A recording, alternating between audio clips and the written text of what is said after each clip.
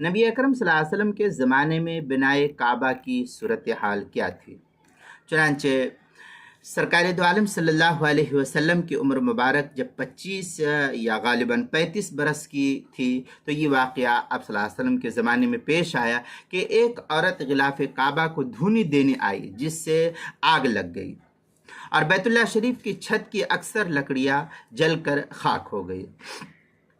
قبل ازیں کئی سیلابوں کی وجہ سے دیواروں میں شگاف بھی پڑ چکے تھے، پھٹن جس کو کہتے پڑ چکے تھے، اس لیے سرداران قریش نے مشورہ کر کے کعبہ مشرف کی عصر نو تعمیر کا منصوبہ بنا لیا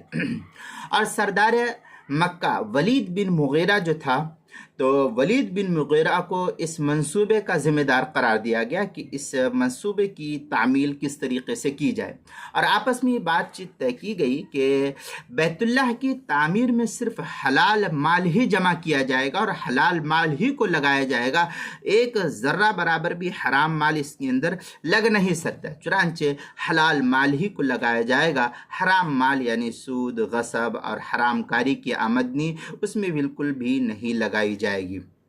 چنانچہ جب چندہ ہوا اس سلسلے میں تو ضرورت کے موافق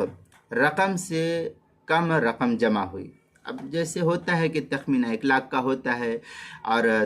پیسہ جمع ہوا صرف 75,000 روپیہ، 80,000 روپیہ، تو ایسے بھی اس زمانے میں ہوا کہ جتنی لاگت آنی چاہیے تو اس کے حساب سے روپیہ پیسہ جمع نہیں ہوا، کم رقم جمع ہوئی، جس کی بنا پر ان لوگوں نے بیت اللہ شریف کی تعمیر میں بنائے ابراہیمی سے قدر رد و بدل کر دیا، اور یہ تبدیلیاں 5 طرح سے کی گئی۔ نمبر 1،